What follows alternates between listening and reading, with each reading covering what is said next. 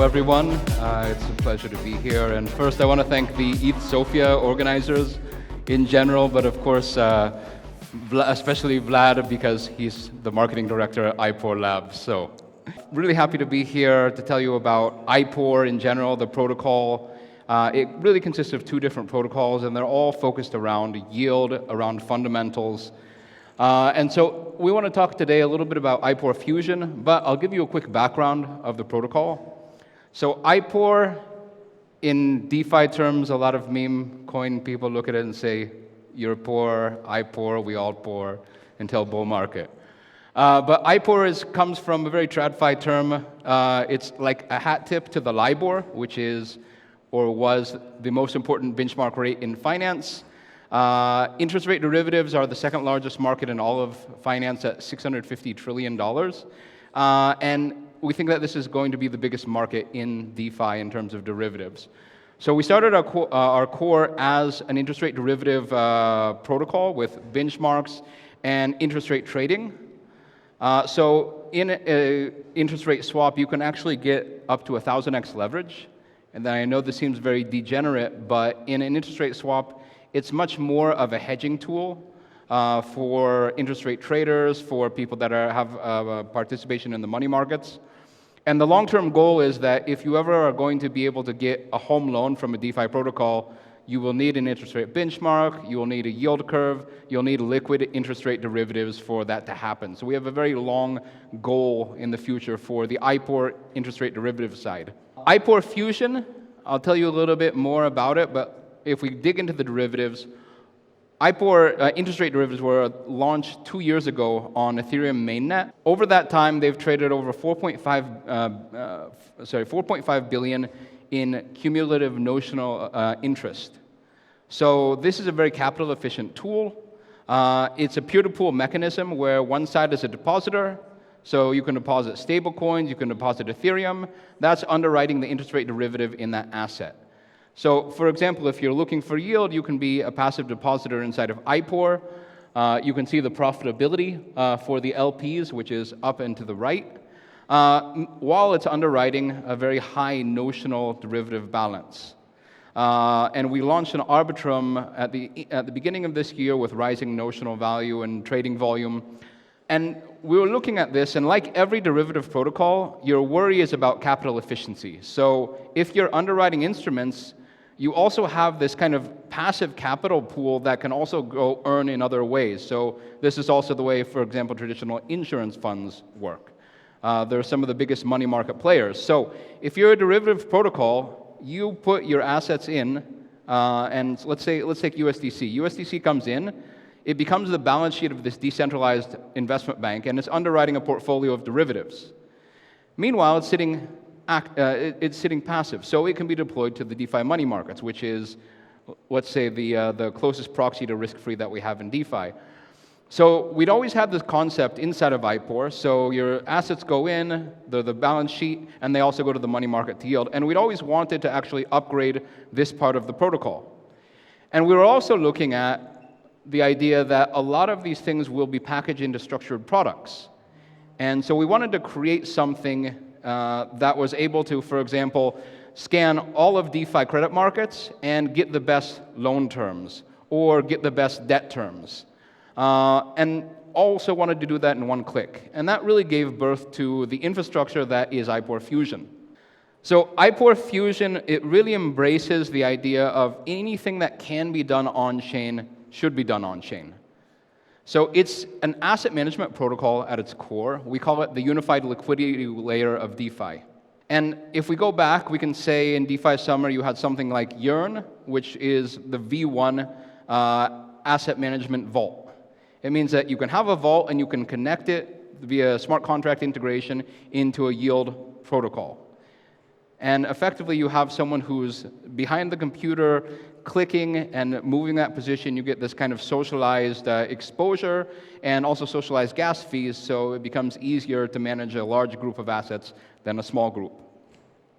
And then we went into the V2, which is, I think, a big departure away from what DeFi should be, which is building calls off-chain that have potentially arbitrary logic, You send them to the contract builder and execute them. And you use a sidechain construction that has some sort of verification, but it's a very high trust structure. It's not transparent for the people that are building the strategies, for the people that are depositing, and it's potentially sending malicious code.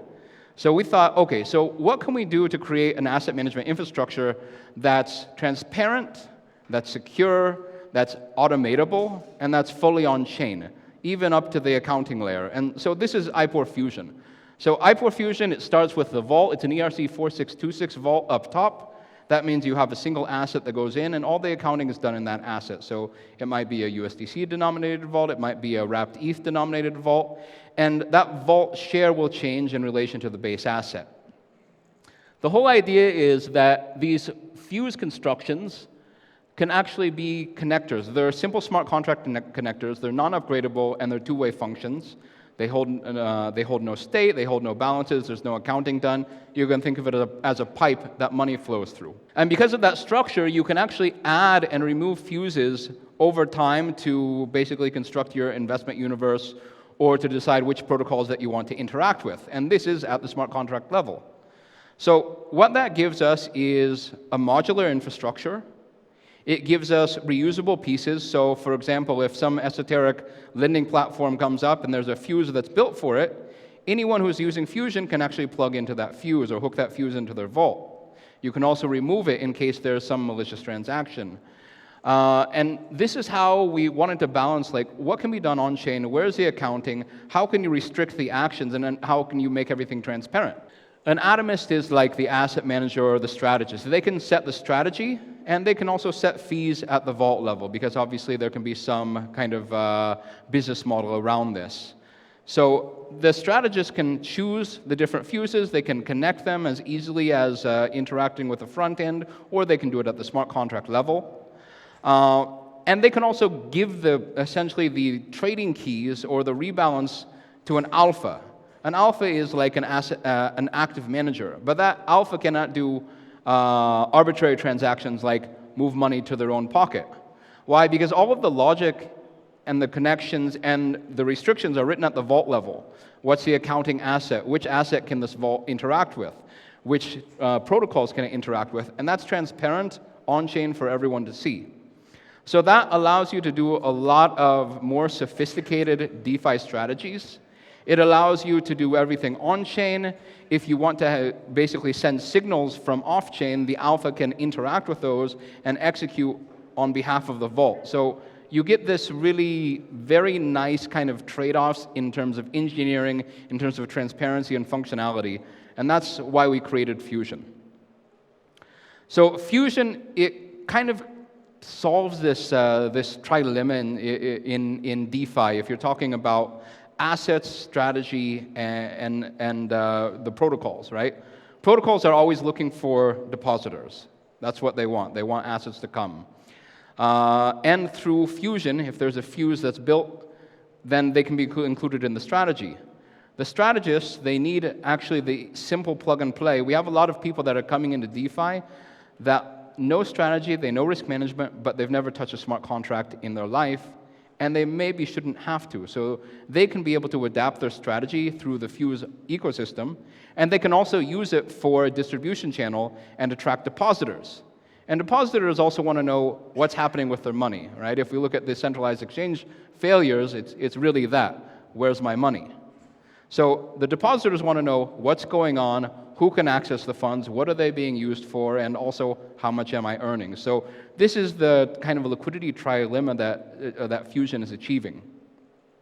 And it's an extremely flexible, modular architecture that you can do a lot of really cool things on. So if you want to go very low down the risk curve, let's say that you just want over-collateralized money market yield, but you want it optimized.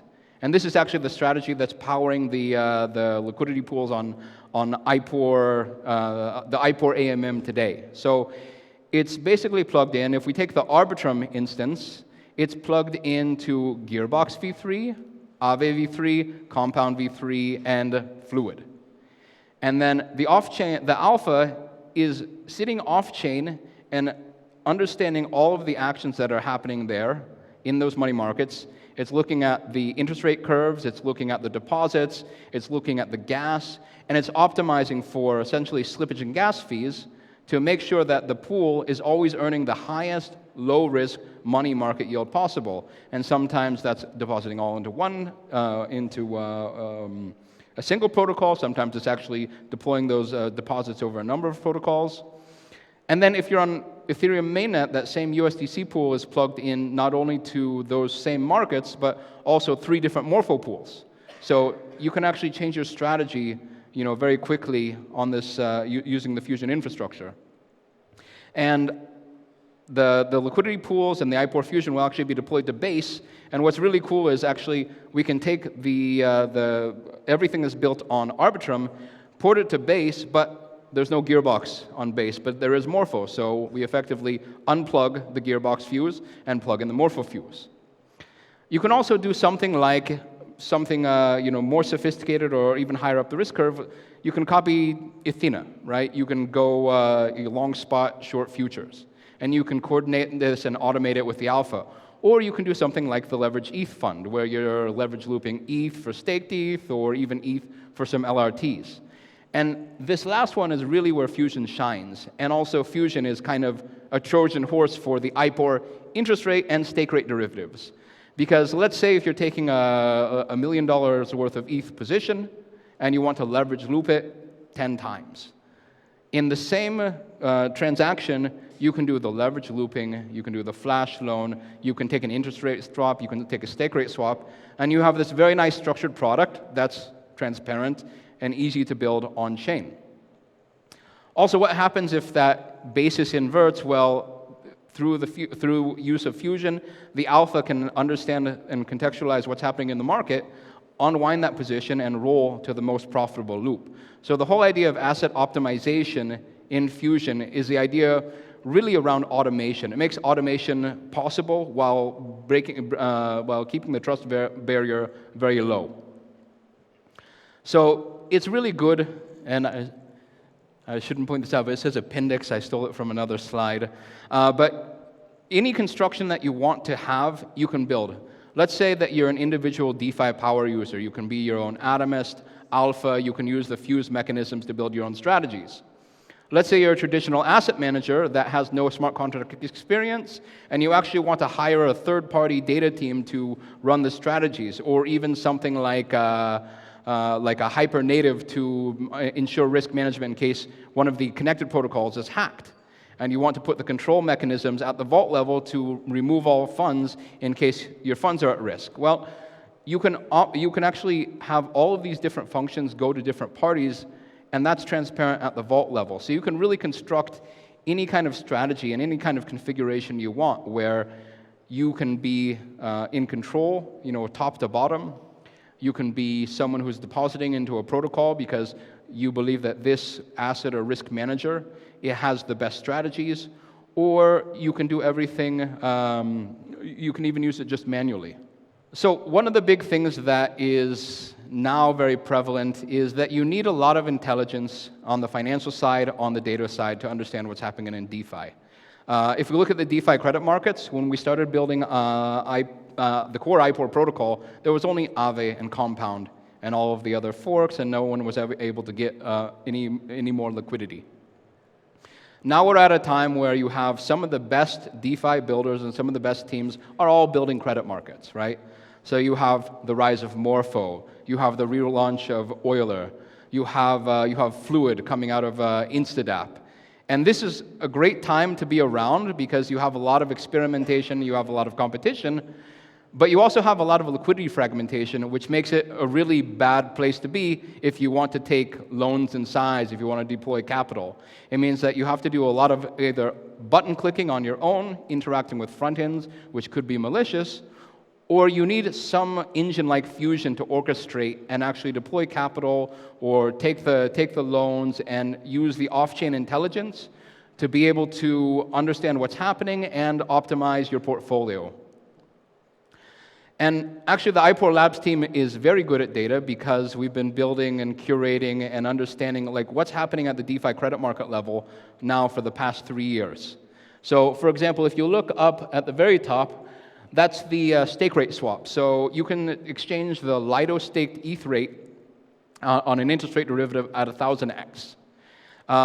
Lido prints the rate on-chain once a day. The IPOR Labs team gets that data. We know at the epoch level what the Lido staked rate is. And so this is interesting to build a market, but it's also interesting if you want to be able to manage your risk. So if you're an institutional staking service, you may want to offer a stake rate derivative because someone might want to hedge their downside risk. Maybe you believe that we're going into a bull market and there will be a lot more Ethereum gas usage on chain, and you want to go long. Well, if you have this kind of data, you can also de-risk. Let's say there's a massive slashing event across Lido clusters. You want to be not only the first out of the queue, but this is also a situation that can cause depegs. And all of these kind of data is what drives the investment decisions, both on the optimization and also on the risk management side. So Fusion enables composable rates arbitrage, and everything in DeFi is rates. If we talk about leverage looping, if we talk about credit markets, everything is rates. So this is coming from one of our white papers. Our quant team just released a framework called DOPE, where you can backtest using just plugging into the DeFi Llama data and backtesting complex strategies. And so these are some of the things that drive IPOR Fusion. These are our go-to-market. So we have a number of atomists. You can't see their names right now, but you will be able to see them very soon. A number of very high-level and up-and-coming different asset managers and DeFi risk managers who are already building Fusion strategies behind the scenes. We just wrapped up a couple of projects that are now being tested, and we have other strategies that will be coming on-chain very soon across multiple chains. Fusion, from a perspective, it has about the same amount of revenue generation at the core protocol level as something like Aave. And actually, the IPOR derivatives is a key generator because it can get anywhere from like 3 to 4 times the average kind of DeFi blue chip yield. And the team, obviously, I mentioned Vlad, who is our marketing director. My co-founder is here, Dimitar. He is also Bulgarian. So we have 1 in 8 IPOR Labs members is in Bulgarian. 1 in 6 is a PhD. We're very strong maths background, so this is the kind of team that you kind of want building this kind of infrastructure. So thank you guys for having me. If you want to check out more about IPOR Fusion, you can go to ipor.io. There's Fusion information in the docs. There's a lot of different yields opportunities now, and there's much more coming in the next weeks and months. So thank you very much.